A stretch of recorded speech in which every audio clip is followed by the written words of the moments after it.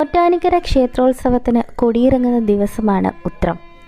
അന്നേ ദിവസം വൈകുന്നേരം മുതൽ ക്ഷേത്രത്തിലേക്ക് ആർക്കും പ്രവേശനമുണ്ടായിരിക്കുന്നതല്ല. അന്ന് ദിവസം രാത്രി ഭൂതഗണങ്ങൾക്ക് വേണ്ടി ക്ഷേത്രം വിട്ടുകൊടുക്കുന്നു എന്നാണ് പറയപ്പെടുന്നത്. അപ്പോൾ അമ്മ വലിയ കീഴ്ക്കാവിൽ വിശ്രമത്തിലായിരിക്കും. ഈ സമയം വർഷങ്ങൾക്ക് മുമ്പ് അവിടെ നടന്നൊരു കഥയാണിത്. ക്ഷേത്രത്തിൽ അന്നേ ദിവസം എന്താണ് നടക്കുന്നതെന്നറിയാനും ഭഗവതിയെ പരീക്ഷിക്കാനുമായി ഒരാൾ തിടപ്പള്ളിയിൽ കയറി ഒളിച്ചിരിക്കുകയാണ്. അയാൾക്ക് പിന്നീട് എന്താണ് സംഭവിച്ചത് എന്ന കഥ ശങ്കുലിയോട് പങ്കുവയ്ക്കുകയാണ് ക്ഷേത്ര മേൽശാന്തിയായ ശ്രീ ദാമോദരൻ നമ്പൂതിരി. അദ്ദേഹത്തിൻ്റെ വാക്കുകളിലേക്ക്.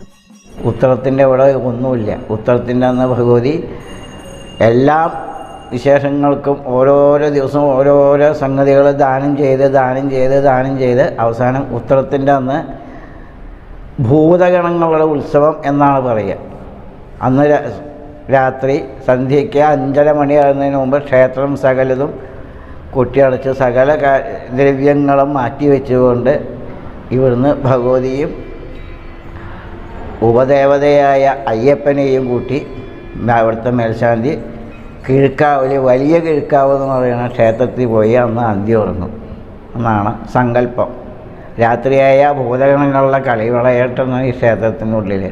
അന്നേ ദിവസം ഇതിൻ്റെ ഉള്ളിൽ ആരുണ്ടായാലും അവർക്ക് അതിൻ്റെതായ അനുഭവങ്ങൾ കിട്ടും, യാതൊരു സംശയവുമില്ല. ഒരാൾ ഇതേപോലെ ഉത്രാടത്തിൻ്റെ അന്ന് രാത്രിയിൽ എന്താണ് ഇവിടെ നടക്കുന്നത് എന്ന് അറിയാനായി രഹസ്യമായി തടുപ്പുള്ളിലെ ഉള്ളിൽ കയറി ഒളിച്ചിരുന്നൊരു ചരിത്രം ഉണ്ടായിട്ടുണ്ട്. പിറ്റേ ദിവസം നോക്കുമ്പോൾ ആൾക്ക് മേല് മുഴുവനും പൊട്ടി അടികൊണ്ടും വാളുകൊണ്ടൊക്കെ വെട്ട് കിട്ടിയ ഒരു പാടുകളോടുകൂടി ക്ഷേത്രം മതിൽക്കെട്ടിനകത്ത് കിടക്കുന്നതായിട്ട് രാവിലെ വന്ന ആൾക്കാർ, അതായത് ക്ഷേത്ര ജീവനക്കാർക്ക് കാണാനിടയായി. അങ്ങനെ ഒരു ചരിത്രം കൂടി ഈ ക്ഷേത്രത്തിലുണ്ട്, ഉണ്ടായിട്ടുണ്ട്. ആ ആളെ ഞാൻ 2011 മുതൽ 13 കാലഘട്ടങ്ങളിൽ ഞാൻ മേൽശാന്തി ചെയ്യുന്നപ്പോൾ ഞാൻ ആളെ കണ്ടിട്ടുണ്ട്. അപ്പോഴാണ് എൻ്റെ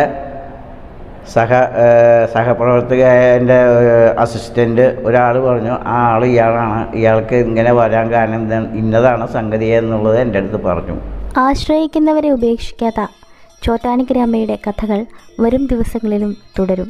ഈ വീഡിയോ നിങ്ങൾക്ക് എല്ലാവർക്കും ഇഷ്ടമായെങ്കിൽ ദയവായി ഒന്ന് ലൈക്ക് ചെയ്യുക. കൂടുതൽ വിശേഷങ്ങളുമായി വീണ്ടും കാണാം. നന്ദി, നമസ്കാരം.